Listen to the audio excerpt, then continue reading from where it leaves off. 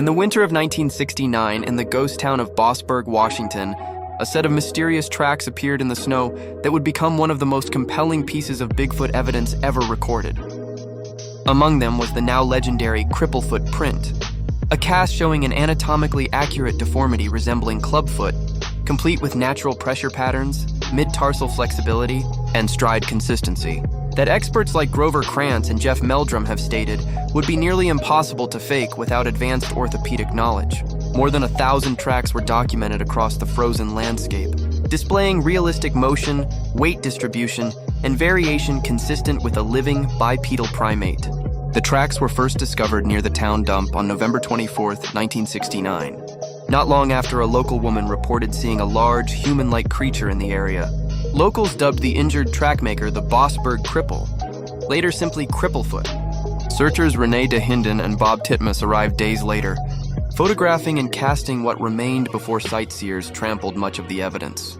Over the next weeks, the search expanded to the surrounding forests and along the Columbia River, where investigators documented hundreds more tracks, each consistent with a creature moving naturally through deep snow and uneven terrain. Anthropologist Krantz joined the investigation, meticulously photographing and casting prints, while filmmaker Roger Patterson and his assistant Dennis Jensen would later contribute additional documentation. What makes Cripple Foot especially remarkable is its anatomical precision. The print shows a mid-tarsal break, detailed toe impressions, and pressure patterns suggesting an injured yet ambulatory creature.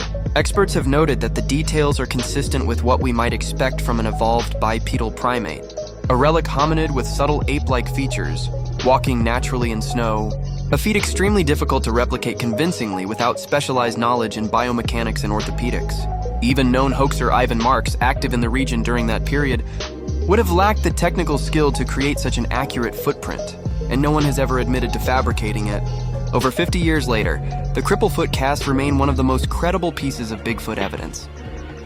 Despite false claims, hoaxes, and sensational stories emerging from Bossburg in the years that followed, these tracks stand apart, quietly, stubbornly, and mysteriously authentic. They remind us that sometimes the most compelling evidence isn't in dramatic footage or bold claims, but in the quiet, precise impressions left behind by a living creature. So what do you think? Groundbreaking proof of Bigfoot? Or one of the greatest unsolved mysteries in cryptozoology? If you want to see more evidence, hear more eyewitness accounts, and join us as we search the forest for the truth, make sure you subscribe to our YouTube channel, Squatch Seekers of the South, because the hunt continues and the legend is real.